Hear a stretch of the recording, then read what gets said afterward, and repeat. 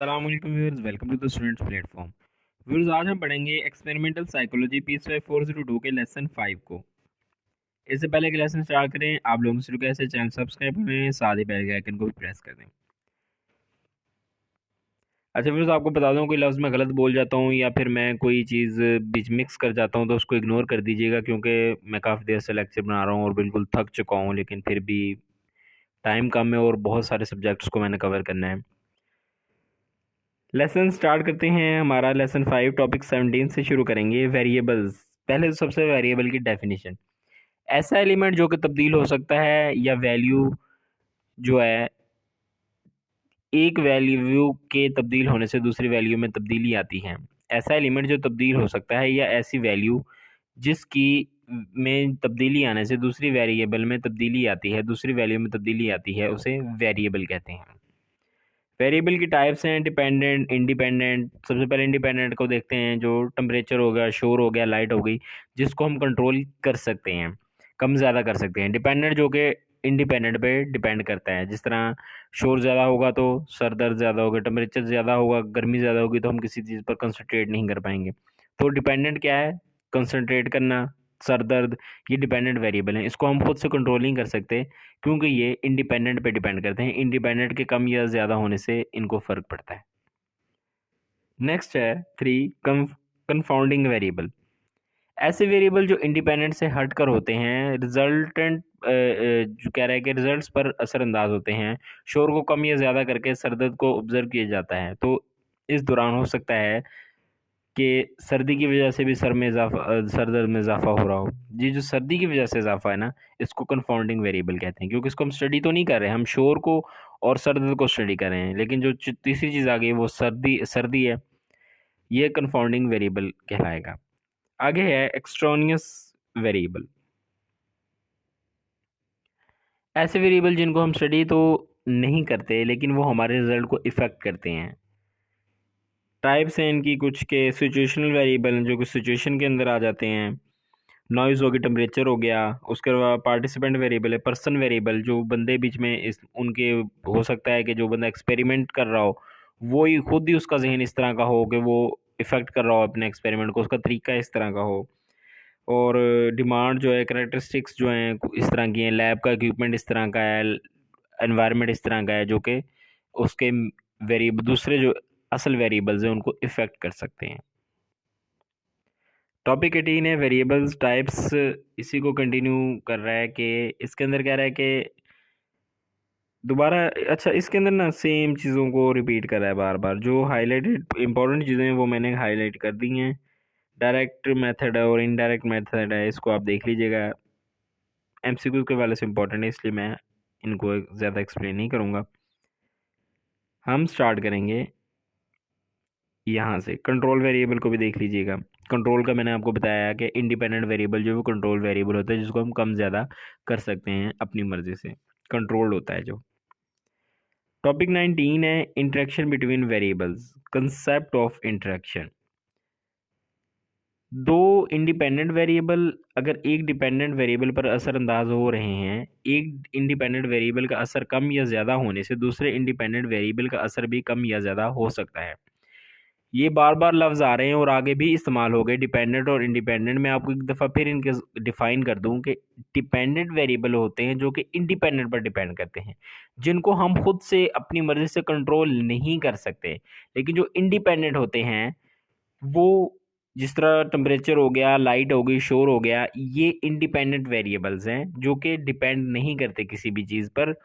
इनको हम अपनी मर्ज़ी से कम या ज़्यादा कर सकते हैं, हम इनको कंट्रोल कर सकते हैं। ये इंडिपेंडेंट वेरिएबल है।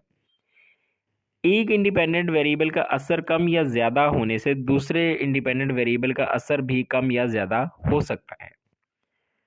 डायग्राम के अंदर कह रहा है कि सबसे पहले टॉप पैनल के अंदर कह रहा है कि one independent variable has an effect at one level of second independent variable but not at the other.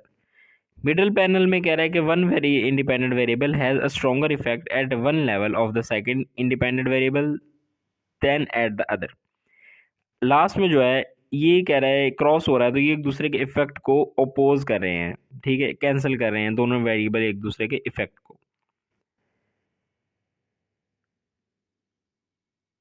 आगे कह रहे कि requiring people to memorize 3 letter syllable, time of day change your efficiency intelligence. मतलब कि हो सकता है रात का टाइम हो, आप थके हुए हो, या कोई इस तरह का टाइम हो जो दिन का टाइम जो कि सूटेबल नहीं है, या फिर ये भी डिपेंड करता है, या फिर आपके लिए सूटेबल टाइम है वो, तो आप इजीली याद कर लेंगे सिलेबल्स को।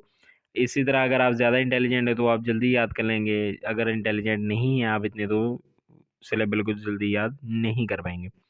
यहाँ पे क्रॉस कॉम्बिनेशन दिया गया फूड का, कह रहा है कि हॉट डॉग के साथ अगर हम चॉकलेट लगा के खाएंगे तो वो हमें इतना अच्छा नहीं लगेगा।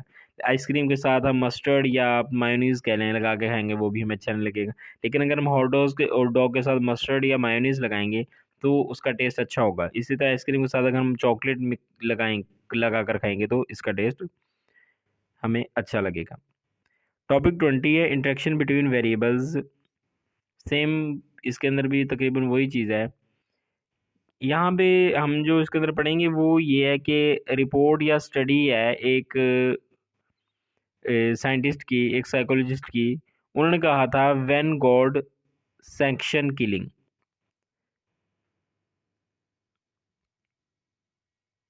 व्हेन गॉड सैंक्शन किलिंग, यानी कि उन्होंने ये एक्सपेरिमेंट दिया था, एक रिपोर्ट दी थी, इसका ये टाइटल है। उन्होंने लैब में एग्रेशन को स्टडी किया। पार्टिसिपेंट को एक पैरा पढ़ने के लिए दिया गया जिसके मुताबिक इन्हें बताया कि वो बाइबल से लिया गया है।